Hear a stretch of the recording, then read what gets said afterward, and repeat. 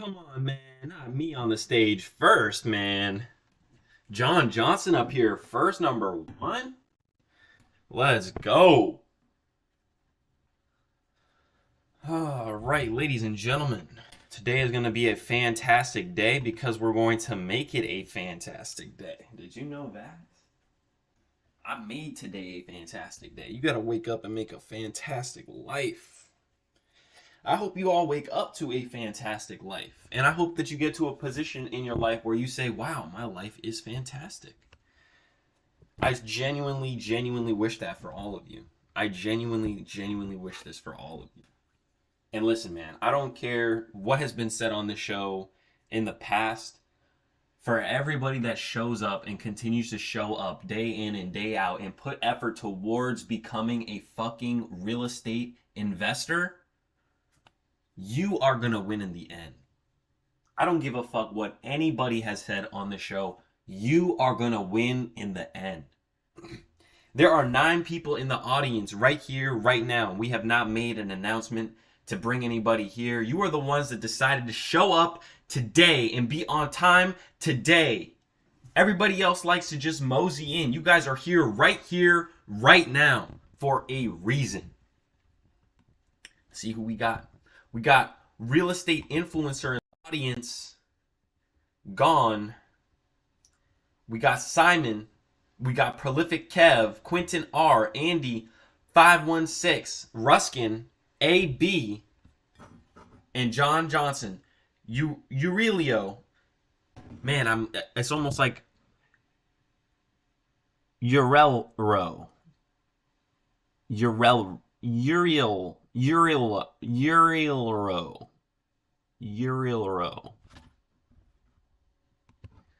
We're getting started. Listen, man. Someone in the chat yesterday said, 70K is what I make in 3.5 years. Bro. 3.5 years. You know what it feels like to have money? Because look, man, I was somebody who was broke. Like, I'm gonna keep it a whole stack. Bro, I had not a fucking dollar to my name before I cashed that 70K check, bro. I was in the red on my cards, bro, leveraging my credit. Bro, and that's not even the first time I've done it, you know? Like, but I'm gonna say this too. You gotta take risk, man. You gotta take risk. If you're not putting your money where your mouth is, if you're not really believing in what you're gonna say you're gonna do, you think anybody else is gonna believe in it? How? How can they believe in it? You don't even sell yourself. How you better sell somebody else, man? You gotta have some conviction, man. I want to know who in the chat has some conviction, man. That's what I want to know. Who in the chat has a dream for themselves? Who in the chat has a vision for where they want to be, how they want their life to look?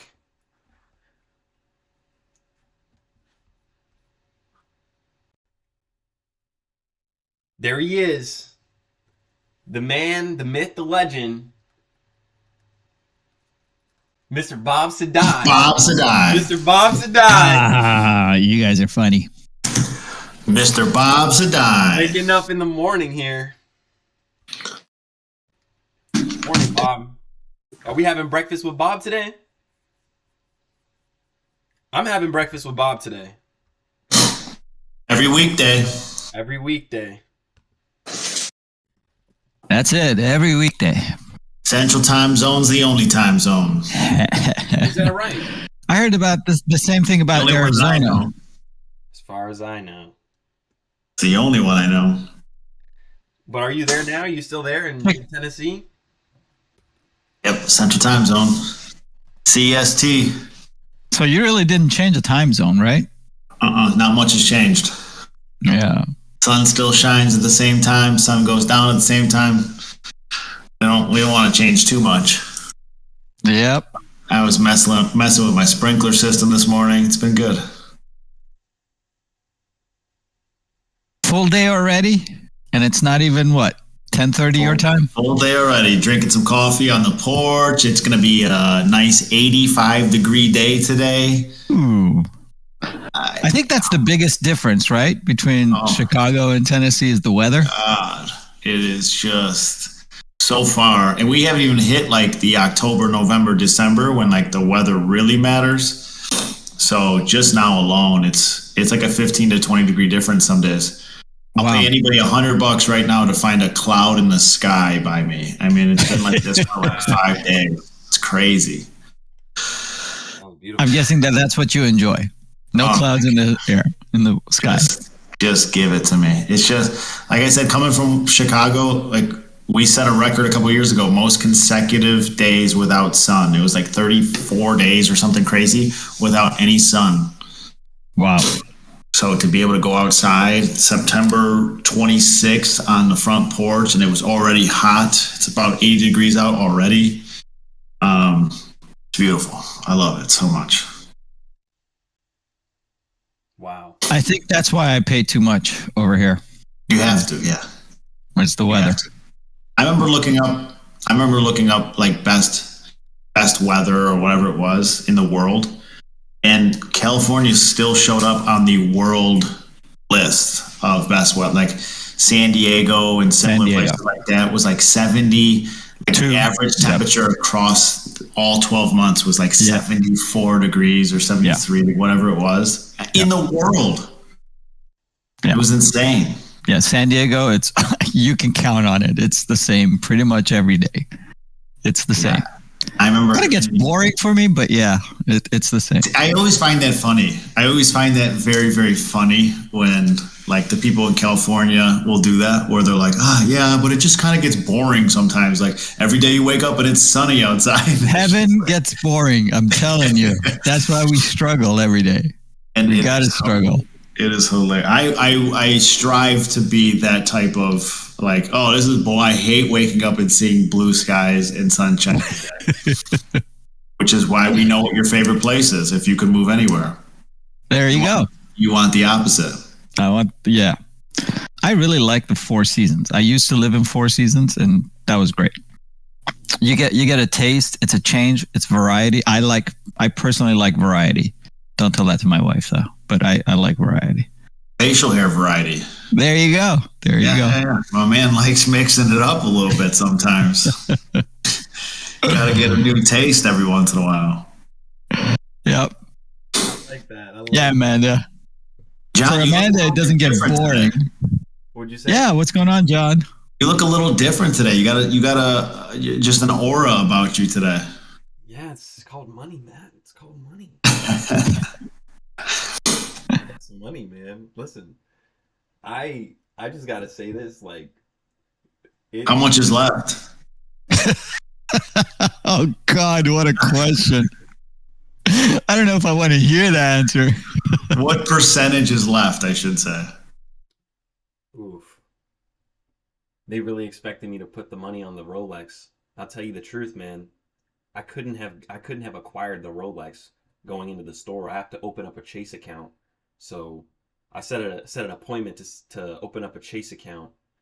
I'm getting myself together, getting my business affairs in line, and this is just the beginning. It's incredible, to see. I made a post online about me making money, and now people respect me. People think I'm somebody now, and people really look at you different. They treat you different when they know you have money, and it's crazy. But it's the truth. And the only way, to be taken serious is really to go get yourself some money. Like, I really do feel like my problems are solved with some money. I feel unstoppable. You know what I'm saying? Also, to touch back on the respect thing, you're saying people respect you now because you have money. I think that's a dangerous road to go down. Very. Because I think we can all attest that we know some people with money that are absolute shitty human beings. So I think that the key is to always stay consistent with who you really are. Yeah. And to be a good person, whether you got $100 million in your pocket or you got $1 in your pocket. You love being the guy that remember where I came from type guy. And that's a great chip on your shoulder to have. But don't let money in your pocket change who you are, because the people in this community all love you for who you were before having any type of money, and that type, being that resource to the community and the networker and all of these different great things about you. So I don't think people respect you because you have money now. I think if there is newfound respect, it's because they see the hard work that you've put in that has now resulted in money. So people maybe are respecting the hard work and the hustle that just so happened to result in money. That's just a byproduct of the hard work and hustle. So anybody that respects you because you have money, I don't know if I necessarily want them around me, or I want them in my corner, or I consider them an asset to me. I don't think so. I think there's a lot of people in here that don't have money, that maybe they look up to people with money, and that's fine when you're first starting out. But to consider that like an asset to me, I don't think so. You should be respecting people for all the other qualities about themselves, because again, some people are old money and they came from their parents and grandparents have, so do I respect them because they're from generational money? No, they're probably a piece of shit that don't respect other people, and they're probably rude and ignorant and all these different things. So I respect hard work, I respect hustle, I respect a lot of other things, but not just because you got a check. So I think if people are respecting you, it hopefully is for other reasons. I'm in the same camp as PDRE. I was about to say that, and he wrote it down, where money is really, it just makes you a bigger whatever you are. Okay. If you are, that's right. If you are a good person, it makes you a better person, a bigger good person. If you're a bad person, if you have bad tendencies, it'll just make it larger, because it gives you that quote unquote power to be able to amplify it. Okay. So you got to check yourself and see, what is it doing to you? Okay. Are you acting the right ways in all situations? Are you acting differently? Are you doing things that you normally wouldn't be doing? And if so, what are those things? And like Matt said, you got to be careful of, who you're hanging out with and what you're doing. Okay. That's very important. And if, like he said, if people are giving you respect because now you have money, do you really want those types of people around you? The yes men? I certainly don't. Okay. Yeah. I still want people to come and put their face right in front of mine and tell me the way it is. That's who I want on my corner. Yeah. So it can get dangerous very quickly, my friend. So be careful. I gotta say this, Bob. I definitely feel like a new person. I feel like a new person.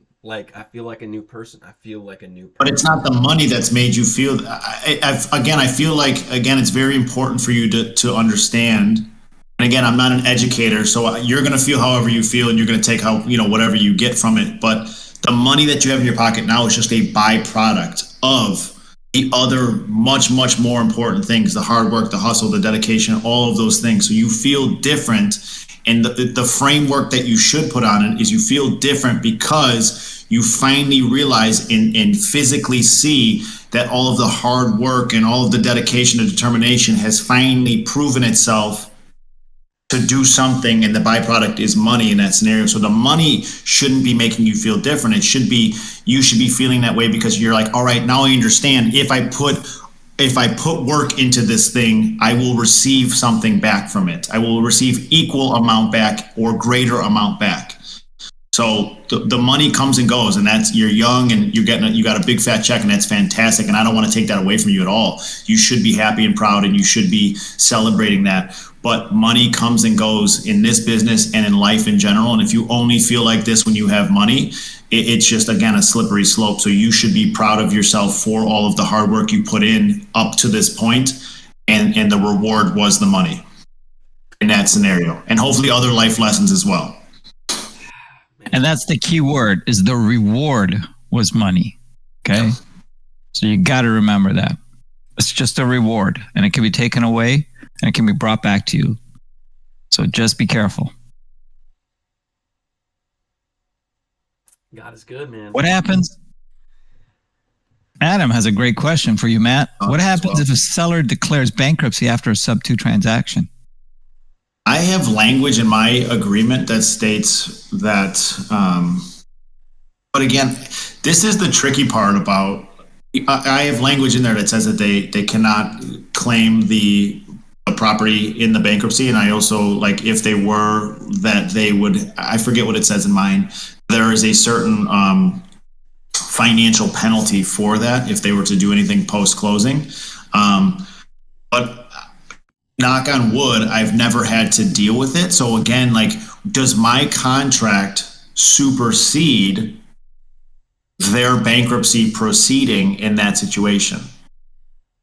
And the other question is it legal for you to say for someone not to declare bankruptcy or not? Exactly. Like, so I have it in mind, and they sign it and initial it, and there's the sub 2 addendums and the acknowledgments and all of these things, and I have it like big in there that says if it is, they can be fined up to $50,000, whatever the number amount is. But again, it's in there and we all have signed, but if it really got down to the nitty gritty and we had to go to court over it, I can't 100% say that my contract supersedes the bankruptcy proceedings and court processes and things like that. I think maybe you could give it a fair run, but again, I don't know in the hierarchy of agreements. I'd have to say that their proceedings would supersede mine. I think so.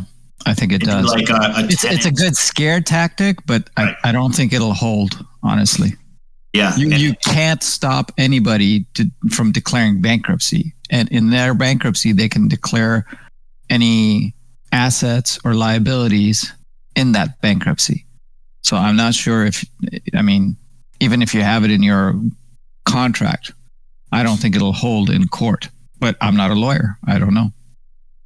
Yeah. I don't, again, it's like if you had a rental property like that, if you buy a property that already has a tenant in place and I purchase it, I can't kick that tenant out. The tenant has rights. Their rights supersede my purchasing.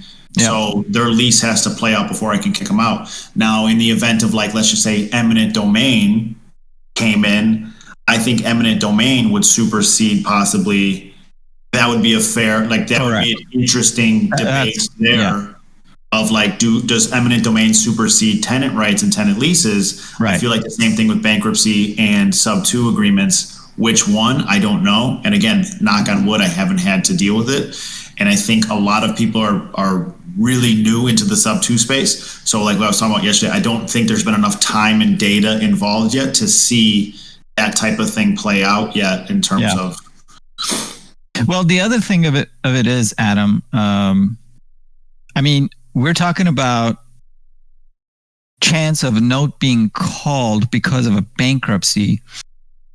I don't think so. I think the chances of it being called are going to be the same. I don't think so. The other part of it was, as we were talking, so from your original question, my understanding is, okay, what happens if, oh shit, I read it the wrong way. You're talking about the seller declaring bankruptcy. My mistake. Okay, I was thinking of the buyer declaring bankruptcy. Oh, no, yeah. I was still saying, if the seller, so post-closing, 2 years down the road, seller all of a sudden is involved in a bankruptcy, I have it in my agreement that states they cannot. Yeah. Got it. Yeah. Which I still think, again, like, I can't, like, imagine you're the seller and your back is truly against the wall and you're trying to claim bankruptcy and you have this agreement with me that says you can't. Are you going to respect this? If your back is truly against the wall and you're in debt and you're all of these things, like, at that point, you're like, I'm washing my hands of everything. Like, so I feel like. So my thought on that is, if in the future the seller declares bankruptcy, can the note be called? Yes, it can, but that's when you, as the buyer and now owner of the property, need to go and have a conversation with that lender, okay? Yeah. And let them know, look, I've owned it for the past 2, 3, 4 years, 6 months, whatever it is. You've been getting your payments on time every month because I've been taking care of it, okay? So what can we do moving forward for you to continue allowing me to continue doing this? Because at the end of the day, again, it comes back to the point that lenders are in it to make sure that they have performing assets. And if that asset is performing, meaning that you're making your payments on time, then they shouldn't have really an issue. Again, we go back to small banks that might, but they have their own ways of getting around this as well. That's so it's just a matter of working out. You saying that now, bankruptcy is basically me absolving myself of debt, right? Mm-hmm. It's all the debt that I have, and basically whether it's Chapter 7 or 13. So one of them is like a payment plan. The other one is just like, hey, we're washing everything away. So I guess that is true. Okay, so yeah, so I guess in that situation, yeah, you would have hopefully the opportunity then to present yourself to the lender and say, you hey, must, yeah. So yeah, that's at least gives you that, and that's why servicing companies are very, very important too. Exactly. So you've been making payments through a servicing company for X amount of time, so you can prove that you're the one that's been servicing that debt. So then either, I don't know, you can either assume the loan or you can refinance the property. You would have different options at that point. But yeah, I had to rethink what a bankruptcy was, and that's absolve. So in the bank, if the seller 2 years, 3 years down the road files bankruptcy, they're basically saying, hey, we're going to wash out this loan, but you hopefully have the option to talk to that lender at that point. Look at all these nice cameras up here. Right? This is nice. How's it going, Jason? Long time no talk, man. What's going Jason on? has the best. Jason has the best. He has the best side. Jason is stunting on us right now. Yeah, he has the FOV. He has the FOV turned on. I mean, It's just capturing him. He looks AI. The camera has a blur effect already. We even have to put it on Discord. Yeah, I don't have any settings. That's just straight up the camera. Yeah. You look CGI. What camera is that? I am a little bit. I feel like I'm watching a Marvel movie. That's just it's just the highest quality. I feel like I paid to be at the theater right now. It's impressive. Ladies and gentlemen, if this is your first time listening to the stream, I just want to take a second to introduce Mr. Casco, Mr. Jason Casco. Uh-oh. Gotta get the lighting right here, man. Mine is off. Oh, he's lighting up the face now. We're good. I thought he was coming back with like a wrestling championship belt or something. Or a Celsius. In the red corner, weighing in at 210 pounds at 6'1", it's Jason Casco. Hey, what's up, guys? Hey, Cam. How's it going? Good. What's going on? So I've got a question for you guys. I'm not sure if you can help me out or not. I'm sure you can. You guys are pretty knowledgeable. But when it comes to doing these contracts, like I've got this template for this contract. It's from Click with Rick. So it's just like I fix it, like, they fill it out or whatever. But there's certain stuff in there that I'm not sure if I should leave in there or not, or if it's just there to like guide me there. Like it says like, let me pull it up and read it off. What state are you going to use it in? Tennessee. Do you have an attorney in Tennessee? Yeah, we've got like two. That's the person. That's the person you need to ask. Okay. All right, cool. Yeah, that's really the only question I had. If any guidance you guys could give me on that. Yeah, each state's going to be different. Those templates that you get from Rick or us or Pace, Brent, doesn't matter who, they're very generic. Okay, they're supposed to cover nationwide, but each state has their own unique twists. So you need to make sure that you check them with an attorney in that state to make sure that they are good. Another good one would be Tennessee is closing attorneys, right? Or is it title? Okay. Either way, you can have either title or the closing attorney review your contract before you have it signed by the seller to confirm and make sure everything's good. Okay, good. Because I've got a couple people. I haven't made my first deal yet or anything, but I've got a couple people that might be on hold. But that's been like the biggest stoppage for me right now is being confident in what this contract is. What I'm giving these people, what I'm expecting them to sign. Because I don't, with it being my first time, I don't want to hand them something that's just going to end up being a rejection at the end of it all. I want to make sure it's all 100% and that we can get through it. That's why you need to partner up on your first few deals to make sure that everything goes smooth and you learn everything and you get the right contracts and know how to do everything right. That's what I would recommend. All right, I appreciate it. Yeah, that's really the only question I had for you guys. I'll let y'all continue. I'll hop off here. Okay. I appreciate it. Yep. Do you have a sub 2 contract available for purchase? I don't know about for purchase. should have. For the right price, sure. In fact, keep an eye on the website. We're going to be releasing some of these for you all to buy here very soon. I know a lot of you have been asking for calculators and that kind of stuff, and we want to make sure it's something that you can get your hands on. What's the website name? REIRevolution.net. I could feel that fix coming towards Matt. As soon as you said that, there was a calm over his face. Oh, really good to hear A zen-like feeling. Really good to hear that. Just the weight off my shoulders. That website will be up faster than rinseandrepeat.com, I can tell you that. Ooh. You have that domain? I have the domain, yeah, I just haven't built it out yet. Wow. That's insane. You gonna sell it to a car wash operator? Yeah. All of a sudden, I have like 15 car washes trying to buy it from me. I got a bidding war of local Tennessee car washes trying to buy my domain name. Sudsandbuds.com.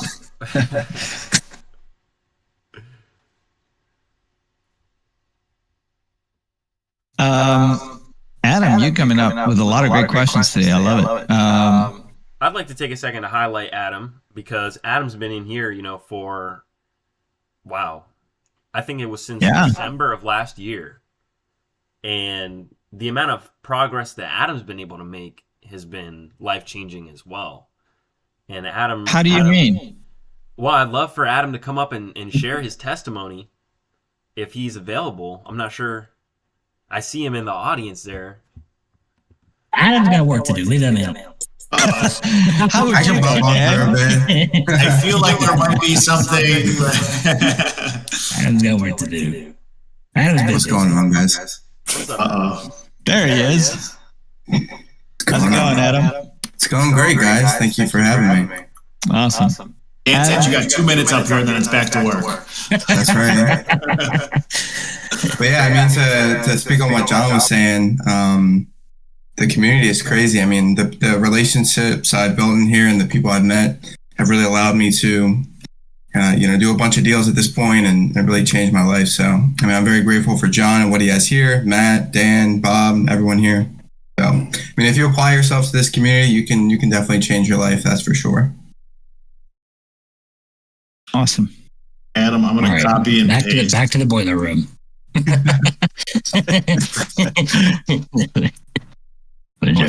He's only half kidding. Adam's always on top of everything. I don't ever have to ask him to. I'll be texting him. I say, "Hey, we got a new lead in to this game 3." Yep, I'm on it. I'm already on it. I'm already calling him. I already called him twice. Didn't answer. So I have the pleasure of talking with, or hopefully working and breaking bread with Adam, which indirectly means you, Dan, on a couple of different projects right now. And I got to tell you, he's on top of it. Doesn't matter when I message him, he's responsive. So I love that. I love that about him. So keep up the great work. I can't say enough good things about him. Yeah. So him and Drew are both, anything I ask them to do, they're on top of it immediately. They get it done. Yep. Right away. Yep. So I can't say enough about both of them for sure. That's what you need. You need go-getters, people who get things done. Thanks, guys. Well, I'm gonna get back to work, like Dan was saying. But I appreciate you answering my sub 2 questions because I've been seeing all these checks in the post games from Mr. Matt Riley, and start educating myself a little bit more. There you go. Some more exit strategies here. But yeah, thanks, guys. You got it. Thank you, Adam. I love to highlight members of the community. Ooh. Let's highlight Dalton then. Locking up his first seller finance deal today. Congratulations, Dalton. Wow. Dalton was another man from the beginning, man. From the beginning. He's been through so many of these podcasts. We hosted so many podcasts last year. Incredible to see your progress as well, brother. And Dalton's got a family, so he's living a lifestyle that's not like me where I don't have the people that depend on me. And Dalton has really been able to make it happen. I know Dalton is really taking this business serious, and he's been able to do this business while maintaining a job as well to provide for his family. So that right there is very admirable as well. So Dalton, definitely feel free to come and join us up on the stage, brother. Definitely inspired by all the progress and success that you've had. Dalton is the top KPI performer in my program right now, and he still works a day job. Wouldn't doubt it. That's awesome. Crazy.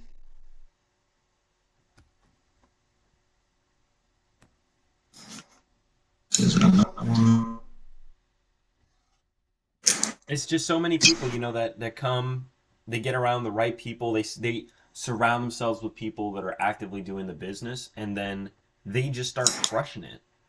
Because, I think when you're first getting started in real estate, this is something that is just so different. Especially if you're an employee and that's all you've ever known was just going to clock in and trade your time for money and it's guaranteed, to make a transition into business full-time where there are no guarantees, it's a completely different way of life. And to most people, it's not possible. Their brain doesn't think that way. They think they'll never get paid.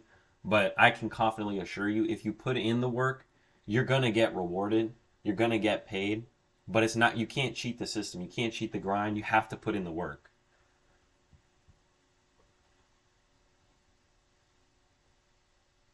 Night Bob has a question. Thoughts on using sites like We Buy Houses Fast or We Buy LA Houses for finding cash buyers when you have a deal under contract? Have you guys ever worked with those types of companies? He asked that yesterday. He did? Yeah, in the main chat. I see. I don't understand We Buy Houses, whoever is running that advertising, they buy houses at steep discounts. You locked up a property at a steep discount. I don't know where the profit margin would be in that scenario. I do. So do you use them? I do. Oh no, Bob! He's telling the world. What do you mean? I'm an open book. I tell everybody everything. So I use them differently. I don't use them as for wholesaling necessarily. Although I can use them to dispo sometimes. I have had one deal in Houston that I had a We Buy Houses guy dispo it for me. So they put it under contract with me, basically daisy chained it, and found me a buyer. But here's something for you, Matt.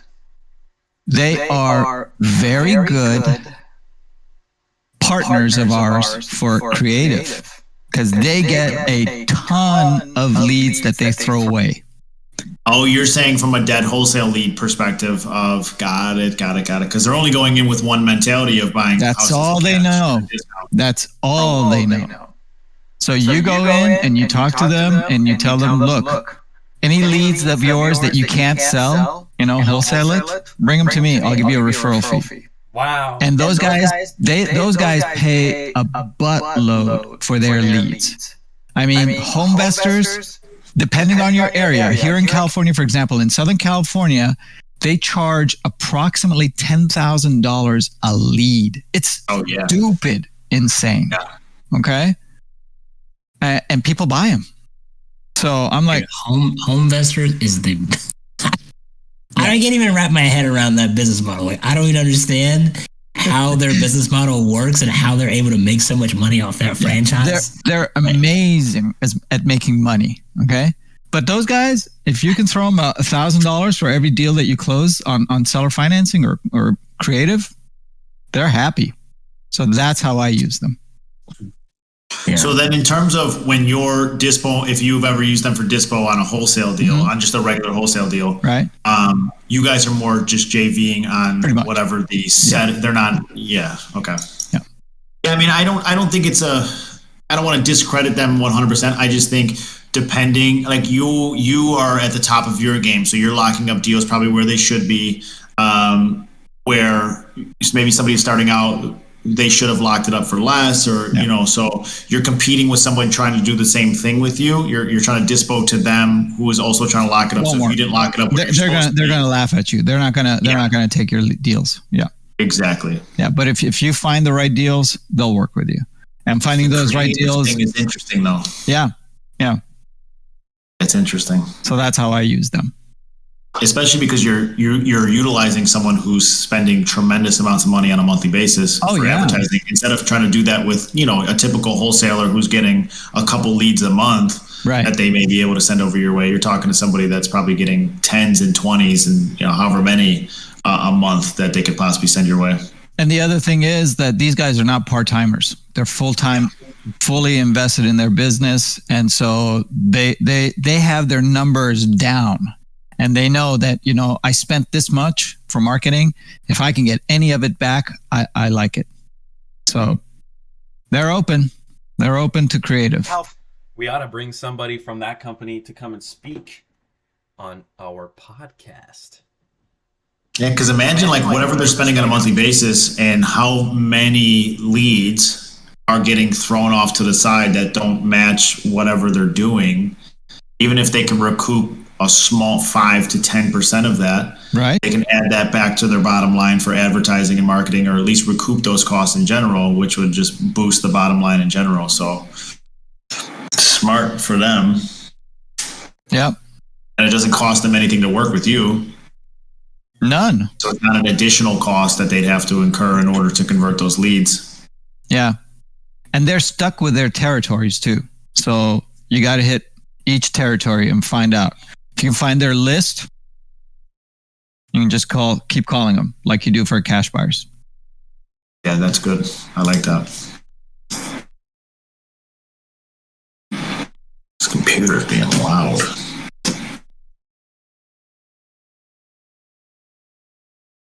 Have you guys ever closed in less than 10 days? Have you? What's the fastest you've closed? I know Matt's closed it in like 20 minutes, probably. Yeah, 5 days. 5 days. 5 business days. Yeah, I've had same day, but that's because, you know, again, we always preach, go find your cash buyers first. So we know exactly what our cash buyers are looking for. Yeah, we got like the walkthrough inspection on the same day of the contract was signed. I had a title company that was local, that's really good with me, and the title was so happened to be clear. So like he was like, you know, I was asking him like, you know, to make sure like he had to get this done in less than a week is very important. So I was like, well, the title has to be clear. You know, the buyer had just coming in straight cash, no lender, nothing. I've been wanting this house actually for a while. So, got him in the property, got the title company to process the title and secure it within 48 hours. And then it was closed the following Monday. Nice. I've never heard of them, Supreme. Who's that? Echo. I think it's you, Matt Riley. I think that's me. Hold on, let me get my Oh. together. Hello? Supreme John says he scheduled someone from Drive-By Home Buyers. I've never heard of them. Who are they? I guess I better come and see the podcast, huh? Sounds scary. Yeah. Drive-By Home Buyers. Drive-By Home Chicago. They have an interesting buying model where they just they do drive-bys. You should see their logo. Where they create distress. Yes. They don't have 4 pillars, they have 5, and the 5 one is creating the distress. Yeah, this is what we need the property at. If you say no, then we drive by your house. It's just a bullet away. Yeah. You will sell to us for the price that we're looking for. And you will like it.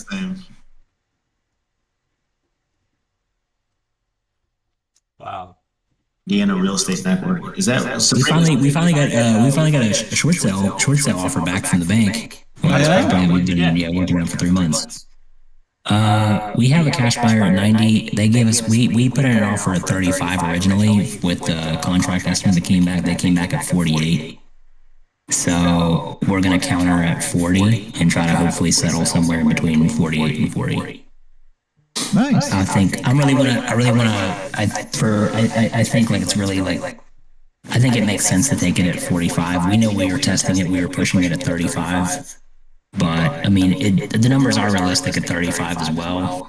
But you know, if we can get 45 or under, we'll be happy with it. I think they're just trying to come back with the highest number just to see if we'll take it. So we're gonna come back like that's 13,000 higher than what we originally offered. So we're just going to offer them at 40 as a counter, and hopefully we'll be somewhere in between 45 and 40, and we'll get it But done. as it stands right now, Dan, you have an option to purchase this property for $48,000, and you already have a cash buyer that's willing to pay you $90,000. Yeah. So let's see what We think so. We think he's going to be on board. Yeah, we're hoping he's still on board.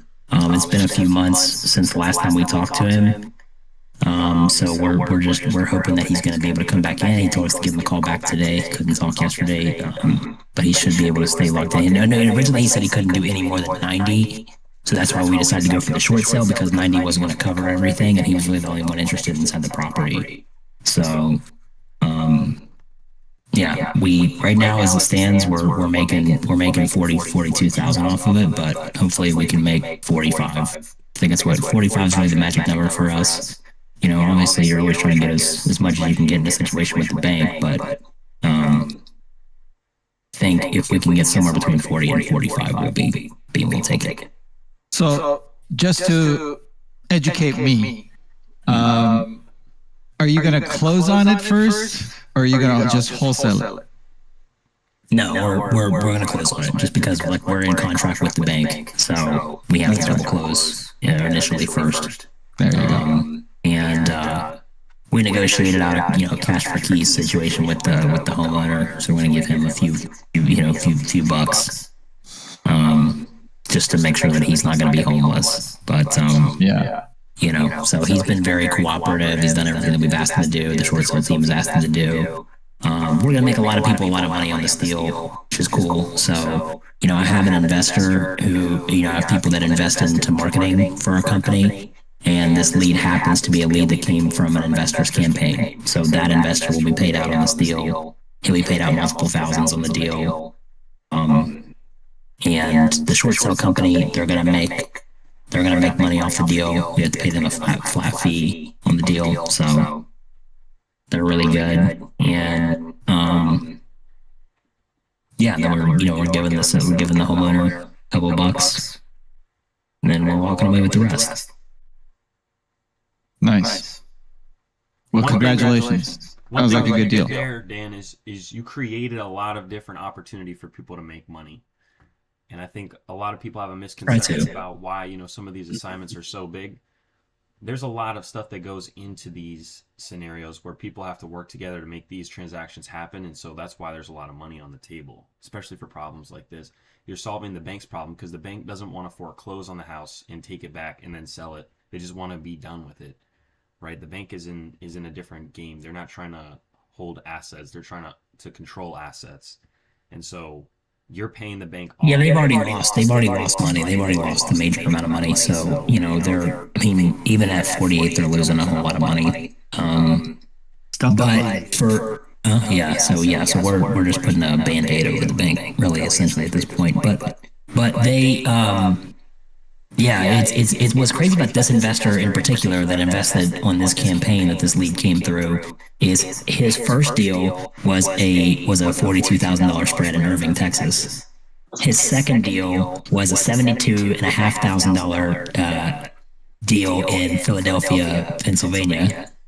And now his third deal is going to be a $45,000 spread on a deal in Calvin, South Carolina. So he's closed 3 deals off of campaigns with us. They've all been like north of $30,000. So after we're done with this one, we'll have made somewhere in the range of probably $140,000 to $150,000 together.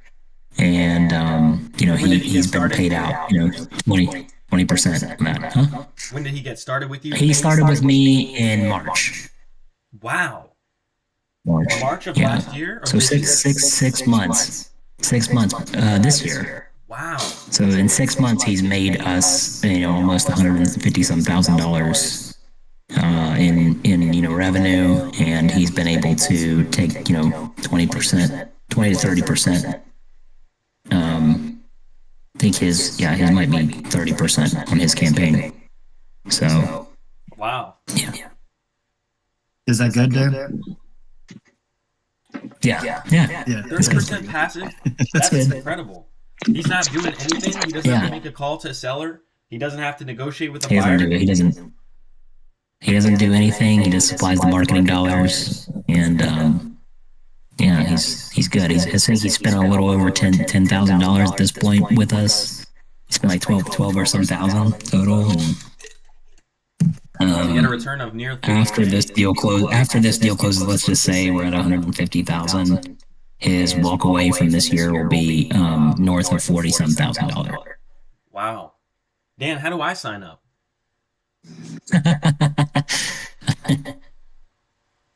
Walk 3 rooms over. There's a sign-up sheet in there. No, I have a great story about this guy. So when he first came to me, he basically, when we closed his first deal in Irving, Texas, his dad had came to him originally. His dad was asking him for financial assistance because his dad was behind on some bills, and his dad said, he said, "Hey, I need your help to pay my rent. Can you help me out? Or, me and your mom are going to be, in a difficult position. I need your help." And he just didn't really know what to do because he was like, "I just don't have that much money laying around." And he was like, "I just didn't really know what I was going to be able to do to really, if I, give my dad the money, then I'm really out a whole bunch." So he started investing with me. He spent like $3,000 or $4,000, a little over $3,000, I think. Then we closed that deal in Irving, Texas. And that was a $47,000 spread. That was a 40, I think it was like, I think it was 42, 41 or 42. I can't really remember. I have to look at the HUD. But now, really, he was just supposed to get 20% off that deal, but I handed him a check for $10,000 and told him to take care of his family, just because to me, like, the relationship and building that was like so much more important. And then, like, literally, after that moment, he was just like, anytime I ask him for money on this, "Hey, do you want to get involved?" Like, he's like, it's not even a question.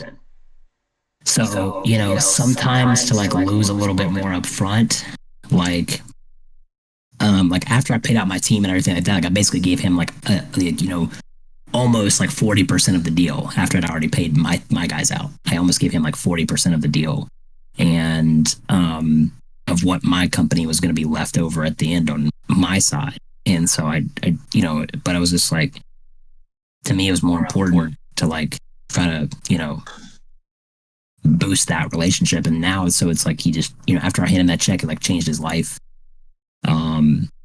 So it was like, after that point, he, it's like anytime I ever ask him to do anything or be a part of anything, he's like, it's not even a question. He does it immediately. So now he's about to, do his third deal.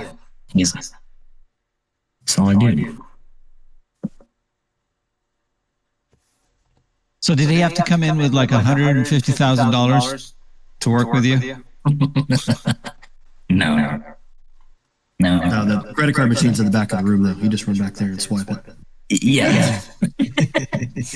Put it on the Amex. The Amex goes up.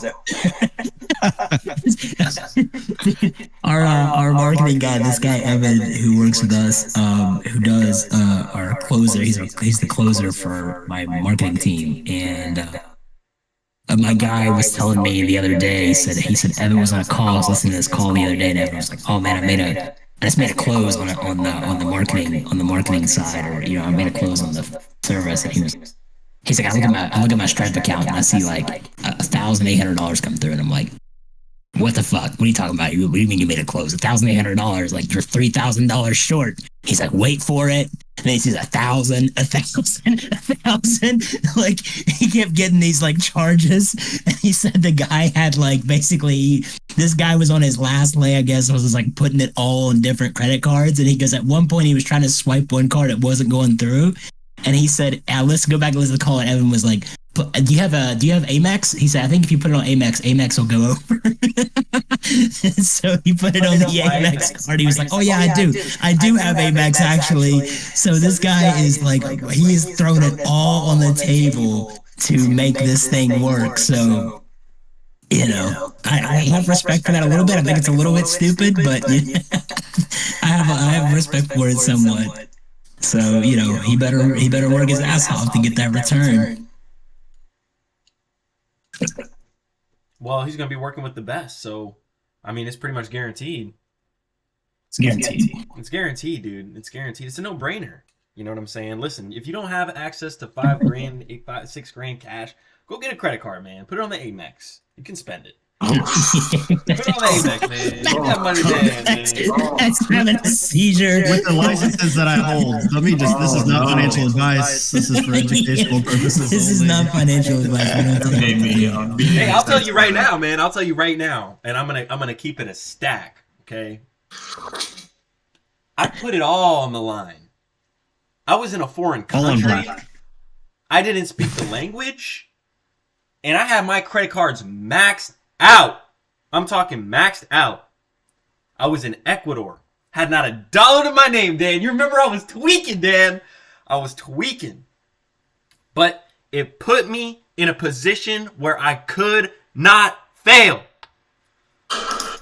My back was against the wall, and I had to make it happen. Not true. Sorry, John. You could have failed, but you decided not to. I decided not to fail. I decided. You're on a credit card. It's free money. It's free money. It's free money. Who even cares about it? Matt, let's take that flexed out Amex and let's go to the car dealership and who even cares? You think I'm paying? It's free money. Dan, just don't let me hear the Lambo.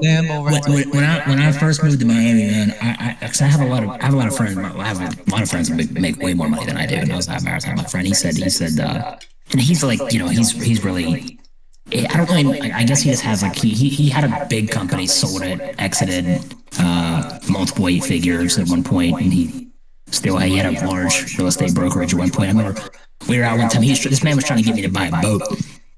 I said, man, I don't have a fucking house, dude. I don't think it's a good decision. He said, why don't you want to buy a boat? He said, you want to buy a boat? He said, you're rich? No, you moved to Miami. No, you need to buy a boat. I was like, that's not how it works. That's not my life path right now. It's not being a very good friend. I was like, I don't think it's good. I don't think it's good life advice. I'm going to wait till I have a place to park it before I buy a boat, or else I'm probably gonna be sleeping in that boat. So Dan, you poke it, you park it in the water, dude. What are you talking about? Yeah, just throw an anchor down in the middle of the bay and just swim back to shore. I do know a guy that sleeps on his boat, though. I do know a guy that does have a boat, and he does do tours on it. He sleeps on the boat. So I know a guy that sleeps on his boat too, but not because he doesn't have a place to live. It's just he'll party all night long, and then it can't go home. So then I feel like I need a boat now. Is this the takeaway from this conversation? Is that I need that boat, and I just need to travel 7 seas and become a pirate? Yep, we've been on here for an hour. But that's your takeaway. Yeah, I do need a boat. I need to be that guy. I need to be Monkey D. Luffy. You know what I'm saying? Hello? What's up, John? More. Oh, okay. I didn't know my mic was working. I just want to ask a quick question. Bob and Dan, so I wanted to ask, I don't know if how you guys have your cash buyers organized, if you guys do an email blast, or if you guys have a little website template where buyers can just go on and check out your deals, because I think that's one thing I want to implement is having a type of template to easily, obviously put out for VIP buyers. Different kind of buyers. So I'm not sure what your templates are looking like and what you guys use, or if you guys use a certain website for. You want me to take that one, Dan? So how we do it, John, is we have 2 or 3 different types of buyers, three different types of buyers. We have our VIP buyers. Okay. So anytime we get anything locked down, they're the first group that gets it. Okay. So we send it to them. They get 24 hours to decide yay or nay based on the pictures, based on the numbers that we give them, and we know our cash buyers really well. And we know that these VIP buyers can act. Okay. If they say they're going to take it, they're committed, they'll do it. Okay. So the first 24 hours goes to them. After that, it goes to our second tier buyers. Okay. And those are the general ones that